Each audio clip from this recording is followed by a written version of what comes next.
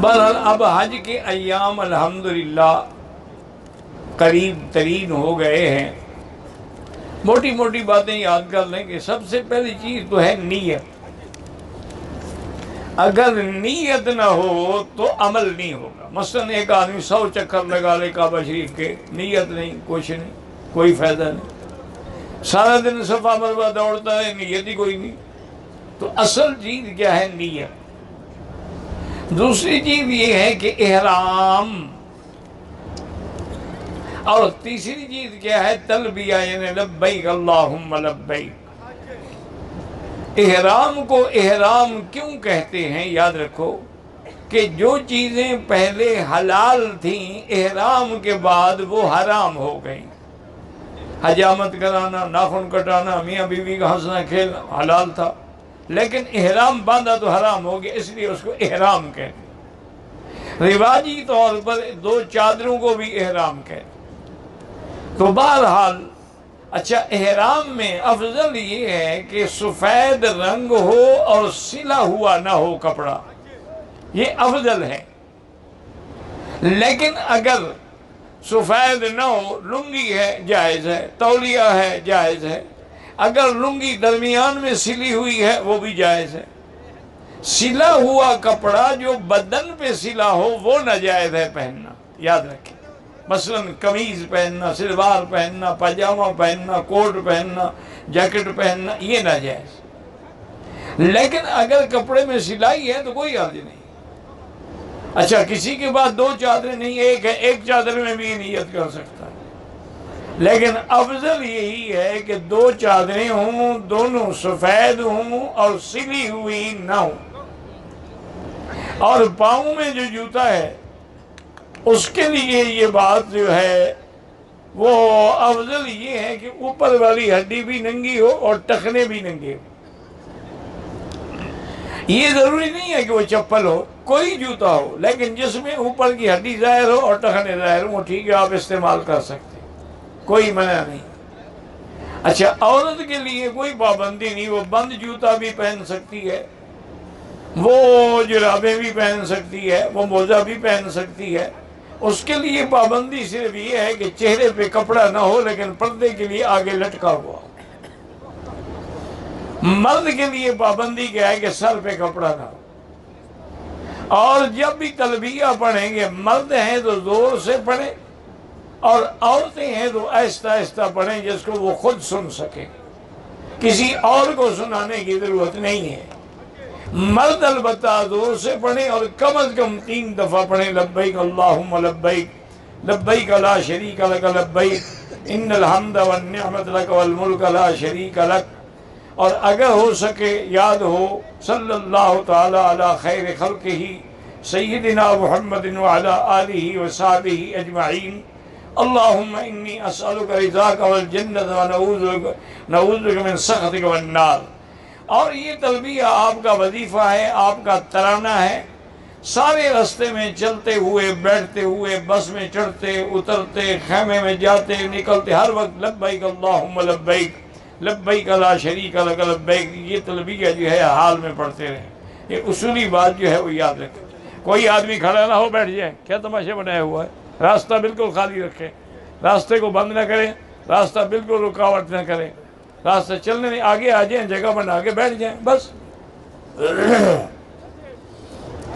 اب جناب یاد رکھیں کہ ہم نے انشاءاللہ سنت یہ ہے کہ 8 تاریخ کو ہم احرام باندھیں، اس سے پہلے غسل کریں، حجامت بنائیں، زیر ناف بال صاف کریں، بالکل کوئی منع نہیں، کوئی رکاوٹ نہیں۔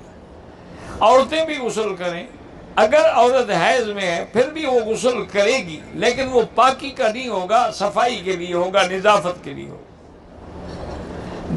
اور جب آپ نے غسل کر لیا، 2 چادریں باندھ لیں، تو سر پہ کپڑا ڈال کے 2 رکعت سنت الاحرام پڑھیں۔ مثلا آپ کسی فرض نماز کے بعد ویسے لبیک پڑھ لیں، وہ بھی جائز، کوئی 2 رکعت پڑھنے کا موقع نہ ملے تو اب آپ نے 2 رکعت سنت الاحرام پڑھنی ہے۔ پڑھنے کے بعد سلام پھیر کے کپڑا اتار دیں اور نیت کریں عمرے کی۔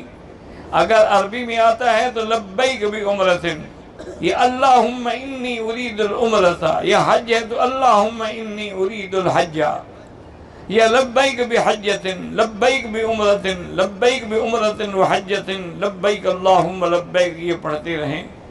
عورتیں بھی اسی طرح، اگر عورت ناپاک ہے، حیض میں ہے، وہ نماز نہیں پڑھ سکتی، نہ طواف کر سکتی، باقی سارے کام کر سکتی ہے، مینا جا سکتی ہے، مزدلفہ، قربانی، کنکریاں، ہر چیز، صرف طواف اور نماز نہیں ہوگی، یاد رکھو۔ اچھا، طواف جو آپ کرتے ہیں یہ تقریباً 7 قسم۔ سب سے پہلے یاد رکھیں کہ طواف اس کو کہ طواف تحیہ، طواف قدوم، طواف اللقاء، طواف الورود، یہ سب ایک ہے، معنی وہی طواف قدوم ہے۔ اور دوسری قسم کیا ہے؟ طواف زیارت۔ طواف زیارت جو ہے وہ حج کا فرض ہے، اس کے بجائے حج مکمل ہی نہیں ہوتا، اور وہ تحلیل کامل ہے، اس کے بغیر عورت حلال ہی نہیں ہوتی۔ تو طواف قدوم اور اس کے بعد طواف زیارت۔ پھر تیسرا قسم ہے طواف صدر۔ طواف صدر کا معنی ہے طواف وداع، یوں سمجھ لیں، طواف الوداع، یہ بھی تیسری قسم ہے۔ اور چوتھی قسم کیا ہے؟ طواف نظر، کہ کسی نے منت مانی تھی کہ میں طواف کروں گا، اب پورا کرنا اس کا واجب ہے۔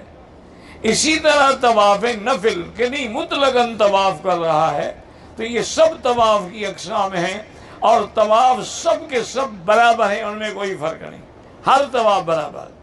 لیکن ایک بات یاد رکھیں کہ جب طواف شروع کریں، بہت سارے لوگ غلطی کرتے ہیں کہ رکن یمانی سے شروع کر دیتے ہیں، وہ طواف نہیں ہوگا، یا حجر اسود کو اگر کراس کر جائیں گے تو وہ بھی طواف نہیں ہوگا۔ ان کے لیے یہ ضروری ہے کہ حجر اسود کے ساتھ ایسے کھڑے ہوں کہ حجر اسود کا مثلاً یہ کونا ہے تو اس کے کندھے کے برابر ہو۔ کھڑے ہونے کے بعد نیت کریں کہ یہ طواف میں کس بات کا کر رہا ہوں، عمرے کا ہے، حج کا ہے، طواف قدوم ہے، طواف زیارت ہے۔ پھر استقبال، سامنے آ جائے حجر اسود کے، اور ہاتھ اٹھائیں جیسے نماز میں اٹھاتے ہیں، بسم اللہ اللہ اکبر وللہ الحمد، ایسے معلوم ہو کہ گویا آپ نے دونوں ہاتھ جو ہیں وہ حجر اسود پہ رکھے ہوئے ہیں۔ موقع ملے تو بوسہ دیں، موقع نہ ملے تو اشارہ ہی کافی ہے، وہ بوسے کے قائم مقام۔ اس کے بعد وہیں کھڑے ہوئے پھر آپ چلنا شروع کریں۔ جب چلیں گے آپ، اگر آپ کا طواف ہے عمرے کا، تو اس کے لیے لازمی بات ہے کہ احرام بھی ہوگا، احرام کو کندھے سے بھی نکالیں گے، اس کو اجتباء کہتے ہیں، اور وہ 7 چکروں میں ہوگا، اور 3 چکروں میں رمل ہوگا۔ رمل کا معنی جیسے پہلوان اکھاڑے میں چلتا ہے، اپنی قوت اور طاقت کا اظہار کرتا ہے۔ اور طواف کے دوران افضل یہ ہے کہ سبحان اللہ والحمد للہ، لا الہ الا اللہ، اللہ اکبر وللہ الحمد، یہ پڑھے۔ اگر اس کے علاوہ سبحان اللہ وبحمدہ، سبحان اللہ العظیم، اسی طریقے سے لا الہ الا انت سبحانک انی کنت من الظالمین، لا الہ الا اللہ محمد الرسول اللہ، درود شریف، جو بھی آپ کو آتا ہے پڑھتے رہیں۔ اچھا، اللہ کی شان دیکھیں، مثلا ایک آدمی جاہل ہے، کچھ بھی نہیں آتا، ایک لفظ بھی نہیں پڑھ سکتا ہے، تو اللہ نے فرمایا میرے بندے، طواف 7 چکروں کا نام ہے، کسی دعا پڑھنے کا نام نہیں ہے۔ چکر تم لگاؤ، قبول میں کر لوں، چاہے تم نے ایک لفظ بھی نہیں پڑھا ہے، اس کو آتا ہی نہیں، وہ جاہل ہے بیچارہ، کیا پڑھے۔ تو اصل طواف جو ہے 7 چکروں کا نام ہے، کسی وظیفے پڑھنے کا نام نہیں۔ یہ جو علماء نے دعائیں لکھی ہیں، کتابوں میں چھپی ہوئی ہیں، یہ کوئی ضروری بھی نہیں، نہ یہ سنت ہے، یہ انہوں نے اس لیے کیا ہے کہ لوگ باتیں نہ کرتے رہیں، چلو کسی بہانے کوئی تو دعا مانگتے رہیں، کچھ نہ کچھ تو مانگ لیں گے نا۔ اچھا، پہلی دفعہ تو آپ نے کہنا ہے بسم اللہ اللہ اکبر وللہ الحمد، دوسرے چکر میں پھر بسم اللہ اللہ اکبر بھی کہنا، آپ ویسے اشارہ کر سکتے ہیں۔ دوسری بات یاد رکھیں کہ جب آپ حجر اسود سے طواف شروع کریں گے تو کعبہ شریف آپ کے بائیں ہوگا یا دائیں ہوگا؟ ہاں جی، حالانکہ حضور کو تو ہر کام دائیں پسند ہے، دائیں ہاتھ سے کھانا، دائیں ہاتھ سے پینا، دائیں طرف سے کنگھی کرنی، ہر کام میں حضور کو دایاں پسند ہے۔ مسجد میں داخل ہوں پہلے دایاں قدم رکھیں، لیکن یہاں کیا ہے کہ کعبے کو بائیں پہ رکھا گیا۔ اگر جب آپ یوں کر لیتے تو کعبۃ اللہ بھی دائیں ہو سکتا تھا، مقصد تو چکر لگانا ہے۔ بائیں رکھنے کی علماء نے لکھا کہ اصل وجہ تو اللہ جانتے ہیں، لیکن اللہ والوں نے لکھا ہے کہ انسان کا دل جو ہے وہ بائیں طرف ہوتا ہے، اللہ چاہتے ہیں کہ کعبہ دل کے زیادہ قریب رہے، اور یہ مقناطیس القلوب ہے، یہ دلوں کو کھینچتا ہے، جیسے مقناطیس لوہے کو پکڑتا ہے، اللہ کا کعبہ بھی دلوں کو کھینچتا ہے۔ جس نے ایک دفعہ دیکھ لیا، جس نے ایک دفعہ طواف کر لیا، جس نے ایک دفعہ نماز پڑھ لی، اس کی ساری زندگی پر حسرت ختم نہیں ہوتی ہے۔ اللہ تعالیٰ دلوں کے اندر محبتوں کو ڈال دیتے ہیں، تو اس لیے ہمیشہ یاد رکھیں۔ اچھا، طواف کے کتنے چکر ہیں؟ حتیم کے اندر سے کریں گے؟ نہیں کریں گے، باہر سے کریں گے۔ اچھا، مقام ابراہیم کے بھی باہر سے کریں تب بھی کوئی حرج نہیں، لمبا چکر ہو جائے تب بھی کوئی حرج نہیں۔ تو طواف کے 7 چکر ختم کر کے بھی اللہ اکبر وللہ الحمد کہیں گے، پھر مقام ابراہیم پہ جا کے 2 رکعت واجب الطواف۔ یہ جو لوگ نفل کہہ دیتے ہیں یہ غلطی ہے، نفل نہیں ہے، یہ واجب الطواف ہے۔ امام ابو حنیفہ رحمۃ اللہ علیہ کے نزدیک واجب ہے، باقی ائمہ کے نزدیک بھی سنت ہے، نفل تو کسی کے نزدیک بھی نہیں ہے۔ 2 رکعت واجب الطواف پڑھیں۔ افضل یہ ہے کہ پہلی رکعت میں قل یا ایھا الکافرون اور دوسری رکعت میں قل ھو اللہ احد پڑھیں، ورنہ جو بھی تمہیں صورتیں آتی ہیں وہی پڑھتے رہیں۔ دونوں رکعتوں میں قل ھو اللہ احد پڑھیں تب بھی جائز ہے۔ اب رکعتیں نماز پڑھنے کے بعد مقام ابراہیم پہ بھی دعا مانگیں، کیونکہ یہ وہ مقام ہے جہاں دعا قبول ہوتی ہے۔ یاد رکھ لو، حجر اسود کے سامنے بھی دعا قبول ہوتی ہے، ملتزم پہ بھی دعا قبول ہوتی ہے، مقام ابراہیم پر بھی دعا قبول ہوتی ہے، حتیم کے اندر میزاب رحمت کے نیچے بھی دعا قبول ہوتی ہے، صفا کی پہاڑی پہ بھی دعا قبول ہوتی ہے، صفا دوڑتے ہوئے بھی دعا قبول ہوتی ہے، مروہ پہ بھی دعا قبول ہوتی ہے۔ ہر جگہ قبولیت کے دروازے کھلے ہیں، شرط یہ ہے کہ کوئی مانگنے والا ہو۔ اب اگر موقع ہے تو ملتزم پہ آ جائیں، ملتزم پہ سینہ لگا کے دعا مانگنا جو ہے یہ بھی سنت ہے۔ اور دوسری بات یہ ہے کہ جتنی علماء نے کتابیں لکھی ہیں سب نے یہی لکھا ہے کہ میرا تجربہ ہے کہ میں نے جب بھی ملتزم پہ دعا کی اللہ نے قبول فرمائی، وہ دعا کبھی رد نہیں ہوتی، ضرور قبول ہوگی انشاءاللہ۔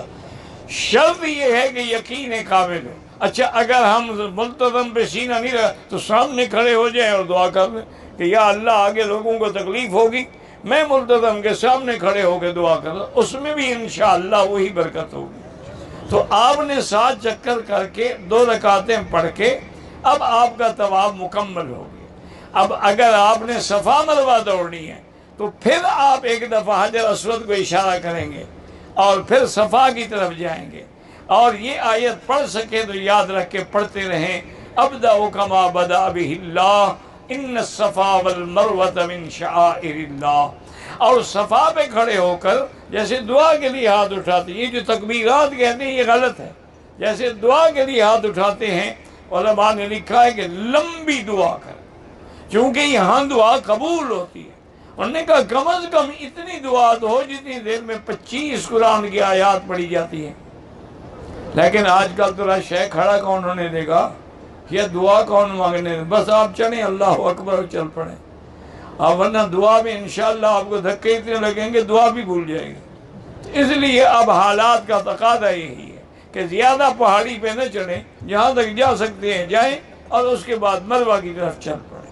اور مروہ کی طرف جاتے ہوئے 2 سبز لائٹوں کے درمیان میں دوڑنا منع ہے، تیز تیز چلیں۔ اور میری بہنیں بیٹیاں تو جیسے چلتی ہیں ویسے چلیں، ان کے لیے تو تیز چلنا بھی ضروری نہیں ہے۔ اگر کوئی معذور ہے ویل چیئر پہ بھی صفا مروا کر سکتا ہے، کوئی اس کو کندھے پر اٹھا کر بھی صفا مروا کرا سکتا ہے۔ ایک دفعہ کتابوں میں آتا ہے کہ ایک آدمی نے اپنی والدہ کو مکے سے لے کر مینا، عرفات، مزدلفہ، جمرات، کنکریاں، مکہ، طواف دیا سب کندھے پہ اٹھا کے کیا۔ جب طواف زیارت کر لیا تو بڑا خوش تھا کہ میں نے الحمدللہ اپنی والدہ کا حق ادا کر دیا ہے۔ تو ایک بزرگ بیٹھے تھے، ان کی خدمت میں آیا، ان کو بتایا حضرت اللہ نے مجھے توفیق دی، میں نے سارا حج اپنی والدہ کو کندھے پہ کرایا ہے، تو میرے حقوق ادا ہو گئے۔ انہوں نے فرمایا اللہ کے بندے، جتنی دیر ولادت میں گزری ہے نا، تم تو اس آدھے گھنٹے کا حق بھی ادا نہیں کر سکتے۔ اس نے جو موت کا منہ دیکھا ہے اور تمہیں جینا ہے، تم اس کے حق ادا کر سکتے ہو؟ تم تو ساری زندگی اس کو کندھے پہ اٹھا کے رکھو، تب بھی والدہ کے حق ادا نہیں ہو سکتے۔ تم نے کیا ہے، اللہ قبول کرے، لیکن حقوق ادا نہیں۔ اچھا جی، بہرحال اب آپ نے انشاءاللہ 8 تاریخ کو سیدھا کہاں جانا ہے؟ احرام حرم میں باندھیں یا اپنے ہوٹل سے باندھیں، سب برابر ہے۔ طواف کریں یا نہ کریں کوئی بات نہیں، وہیں سے احرام باندھیں اور لبیک پڑھتے ہوئے چل جائیں۔ سنت یہ ہے کہ 8 کو جائیں، لیکن اگر 7 کو بھی جائیں تو جائز ہے، 6 کو بھی جائیں تو جائز ہے۔ سنت یہی ہے کہ 8 تاریخ کو ظہر کی نماز سے پہلے آپ مینا پہنچیں اور 5 نمازیں مینا میں پڑھیں، ظہر، عصر، مغرب، عشاء، اور 9 تاریخ کی صبح۔ باقی جھگڑوں میں نہ پڑھیں، مسافر جو ہیں وہ قصر پڑھیں گے، مقیم جو مکے میں مستقل رہنے والے ہیں اور وہ بھی اگر صرف حنفی ہیں تو وہ اپنے اپنے خیموں میں اپنے اپنے وقت میں پوری نماز پڑھیں گے۔ اور اگر اللہ موقع دے دے امام کے پیچھے پہنچ جائیں، کوشش نہ کریں، کیونکہ بعض اوقات مسجد جا کے واپسی پہ آپ کو خیمہ بھی نہیں ملے گا، تو اس لیے ضروری نہیں ہے کہ وہاں جائیں۔ کوشش، اگر آپ کو شارع روڈ نمبر یاد ہے، مکتب نمبر یاد ہے، خیمہ نمبر یاد ہے، اور آپ سمجھتے ہیں کہ میں جا کے آ جاؤں گا واپس، پھر تو آپ جائیں، ورنہ کوشش نہ کریں۔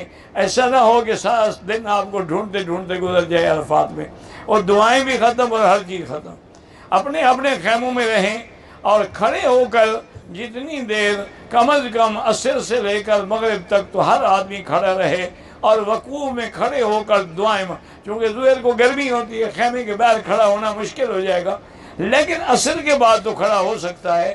وہ کھڑے رہیں، بسوں میں جلدی نہ کریں کہ بسیں چلی جائیں، کہاں چلی جائیں گی؟ جب تک حکومت اجازت نہ دے بس ہل ہی نہیں سکتی۔ بسیں تو وہاں سے رات کو اگر 7:30 8 بجے بھی چل پڑیں تو شکر کریں، ورنہ اس سے پہلے تو بسیں چلیں گی ہی نہیں کسی بھی شکل میں، چونکہ آگے بسیں تقریر ہوتی ہیں اور راستہ بند ہوتا ہے۔ عرفات سے ان کو گزرنے نہیں دیتے سورج کے ڈوبنے سے پہلے، اور سورج کے ڈوبنے کے بعد جب اجازت دیں گے تو آتے آتے بھی 1.5 گھنٹہ لگ جائے گا۔ اس لیے جلدی کی کوئی ضرورت نہیں ہے، آپ دعائیں مانگیں سکون کے ساتھ، اطمینان کے ساتھ، اور تمام عالم اسلام کے لیے، فلسطین کے لیے، کشمیر کے لیے، مسلمانوں کے مساجد و مدارس کے لیے، بلد الامین اور حرمین الشریفین کی حفاظت کے لیے، پاکستان کی سلامتی کے لیے ہر جگہ دعائیں کریں تاکہ اللہ تعالی مسلمانوں پر اپنا فیض نازل فرمائے۔ اب 9 کا دن ہم کہاں گزاریں گے؟ ہاں جی، حج کا وقت کب شروع ہوگا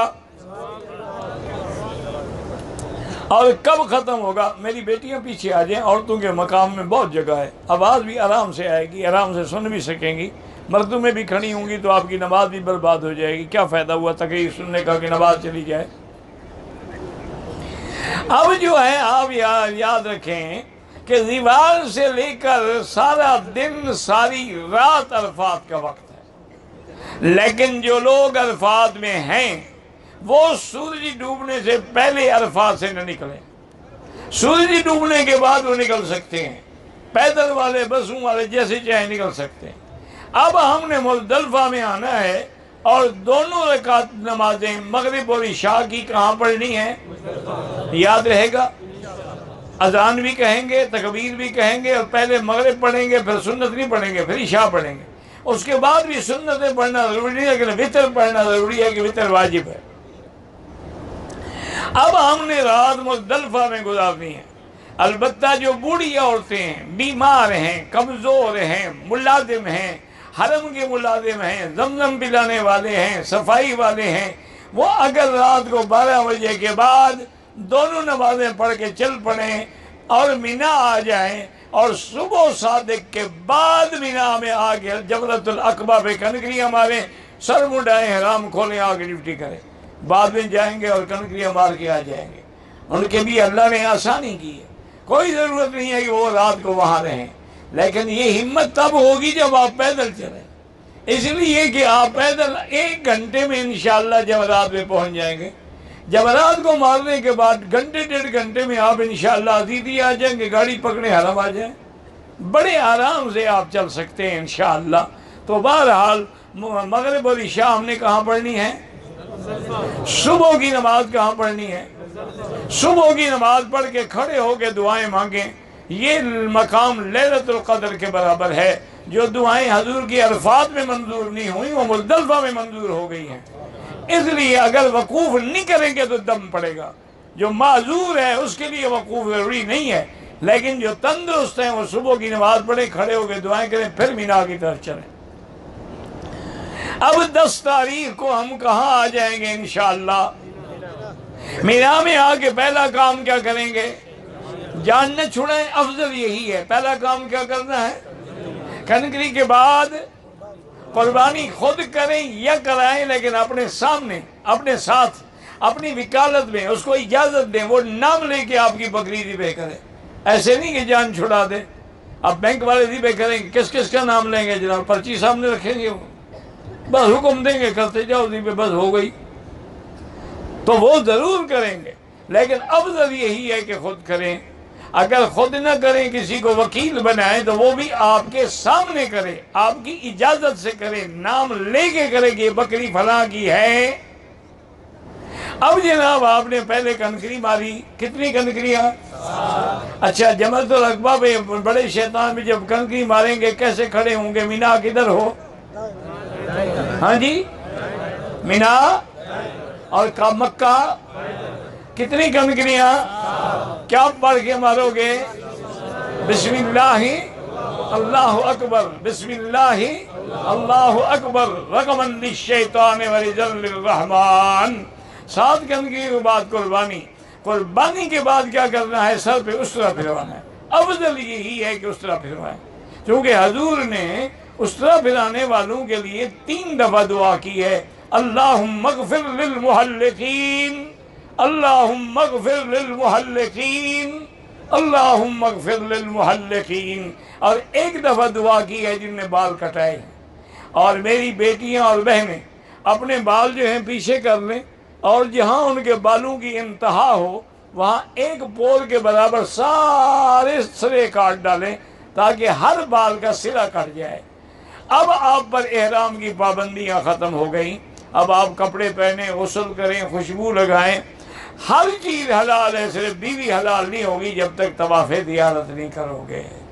اب آپ نے جناب کنکریاں مار لی، قربانی کر لی، حل کرا لی، اب چاہیں تو 10 کو آ کے طواف زیارت کر لیں، رات میں کر لیں، 11 میں کر لیں، پھر رات میں کر لیں، پھر 12 میں کر لیں، لیکن حنفی مسلک میں 12 تاریخ کو سورج ڈوبنے سے پہلے پہلے کر لیں۔ 3 دن کو مذاق تو نہیں، 3 دن پڑے ہیں، 10 ہے، 11 ہے، 12 ہے۔ باقی ائمہ کے نزدیک تو 13 کو بھی جائز ہے۔ اچھا، بعض علماء ائمہ کے نزدیک تو سارا مہینہ ذی الحج کا بھی جائز ہے۔ بہرحال عورت اگر حیض میں ہو تو وہ طواف زیارت نہیں کر سکتی، طواف نہیں کر سکتی، نماز نہیں پڑھ سکتی۔ باقی ذکر، اذکار، آیت کریمہ، تسبیحات، دعائیں سب کرے، مینا، مزدلفہ، عرفات، ہر جگہ جائے گی، صرف طواف اور نماز نہیں پڑھے گی۔ اچھا، اس کو پاک ہونے میں مثلا وہ 15 کو پاک ہوئی، کوئی بات نہیں، جب پاک ہو غسل کرے آگے طواف، اس پہ کوئی دم نہیں ہے، کیونکہ اس کو تو اللہ نے روکا ہے۔ ان اللہ کتب علی بنات آدم، اللہ نے عورتوں پہ لکھا ہے نا حیض و نفاس کا مسئلہ، تو اس لیے اگر وہ لیٹ ہو جائے تو کوئی فرق نہیں پڑتا ہے۔ اب آپ آگے طواف زیارت کریں گے۔ طواف زیارت کے بعد جو لوگ 8 یا 7 کو صفا مروہ دوڑ کے نہیں گئے تھے، اب وہ صفا بھی دوڑیں گے حج کی۔ اب حج کی صفا دوڑ کے واپس انشاءاللہ کہاں جائیں گے؟ مینا یا ہوٹل؟ نظر تو نہیں آ رہی مجھے تو یقین ہے انشاءاللہ 90% حاجی ہوٹل میں جا کے ایئر کنڈیشن چلا کے سو جائیں گے۔ وہ حج ہو گیا، عرفات سے ہوا ہے، اور ان کو کیا چاہیے؟ انا للہ و انا۔ حضور نے مینا میں خیموں میں زندگی گزاری، جب بجلی بھی نہیں تھی، پانی بھی نہیں تھا۔ اب تو وہاں کیمپ ہیں، خیمے ہیں، کولر ہیں، غسل خانے ہیں، حمام ہیں، ٹھنڈا پانی ہے، دکانیں ہیں، بازاریں۔ حضور کے وقت میں پانی، مجھے خود یاد ہے جب میں چھوٹا تھا، ایک ٹین پانی کا 5 ریال کا ملتا تھا۔ وہ اٹھا کے پھرتے تھے سکے، ایک ٹین آگے ایک پیچھے کندھے پہ رکھ کے۔ حاجی مویا پانی کو کہتے ہیں۔ اچھا، ہمارے بعد دیہاتی سمجھتے تھے کہ وہ حاجی مر گیا، وہ کہتے حاجی مویا، حاجی مر گیا۔ وہ کہتے ہیں حاجی مویا یعنی پانی، وہ کہتے ہیں اچھا حاجی مر گیا۔ انا للہ و انا۔ تو بہرحال یہ ہے، اب خود اندازہ لگائیں، 5 ریال میں جو آدمی ڈبہ پانی کا خریدے گا وہ کہاں سے وضو کرے گا؟ وہ تو پینے کے کام آتا تھا، وہ نماز تیمم کر کے پڑھتے تھے، پانی ملتا ہی نہیں تھا۔ اب تو جناب غسل خانے ہیں، غسل ہیں، ہر چیز۔ اچھا، اللہ کی شان یہ ہے کہ اتنی گورنمنٹ سعودیہ نے پہاڑوں پہ ٹینک بنائے ہیں پانی کے کہ حاجی چلے آئیں گے پانی نہیں ختم ہوگا۔ اچھا، اور حاجی بھی بادشاہ ہیں ماشاءاللہ، کہ اگر ٹوٹی کھول دینا تو یہ کبھی بند نہیں کریں گے، اگلے حج پہ آ کے بند کریں گے تاکہ پانی بہتا رہے، ضائع ہوتا ہے۔ اور یہ گناہ ہے۔ اب حکومت نے انتظام کر دیا، ہاتھ نیچے جائے گا تو پانی آئے گا، ہاتھ کھینچیں گے پانی خود بخود بند ہو جائے گا، چونکہ پانی ضائع ہو جاتا تھا۔ انہوں نے سسٹم کر دیا، ہاتھ لے آؤ پانی آ گیا، ہاتھ یوں کیا پانی ختم۔ تو بہرحال اب جناب یہ ہے کہ آپ نے 11 اور 12 یہ 2 دن کہاں رہنا ہے؟ اچھا، 11 تاریخ کو کتنی کنکریاں مارنی ہیں؟ کہاں سے شروع کریں گے؟ پہلے چھوٹا، پھر درمیانہ، پھر بڑا، سمجھ آ گئی؟ اچھا، یہ وقت کب شروع ہوگا؟ اشتہار نہ پڑھنا، ایسے لگا دیتے ہیں معلم جان چھڑانے کے لیے کہ 24 گھنٹے کنکری جائز ہے۔ ہر چیز کا وقت ہے، یہ تھوڑا ہے کہ ظہر کے وقت میں آپ عصر پڑھ لیں، عصر کے وقت میں مغرب پڑھ لیں، ہر چیز کا وقت ہے۔ زوال کے بعد شروع ہوگا، سارا دن ساری رات جائز ہے۔ 12 تاریخ کو بھی زوال کے بعد کنکریوں کا وقت شروع ہوگا۔ جو میری بیٹیاں اور بہنیں چل سکتی ہیں ماشاءاللہ بازار میں ٹھیک ٹھاک شاپنگ کر لیتی ہیں، وہ کنکریاں خود ماریں۔ یہ نہیں غسل کہیں گے نہیں جی مجھے تو تکلیف ہے، خاوند سے کہیں گے تم مارو، وہاں رش تھا کہ مرے تو خاوند مرے، میں کیوں مروں؟ جان چھوٹے گی، دوسرا خاوند تو مل ہی جائے گا پاکستان جاتے جاتے، عدت بھی گزر جائے گی۔ اللہ کے بندے، بازار پھر سکتی ہو، کنکریاں مارنے کے لیے تمہیں تکلیف ہے؟ ہر عورت خود کنکری مارے گی، باقی کہنا کہ رش ہوتا ہے یہ بہانہ ہے۔ آپ مثلا 10 تاریخ کو ظہر کے بعد یا عصر کے بعد جا کے کنکری ماریں، کوئی بندہ بھی نہیں ہوگا وہاں، کوئی رش بھی نہیں ہوگا۔ 11 تاریخ کو آپ رات کو 12 بجے جا کے کنکری ماریں، کوئی رش نہیں ہوگا۔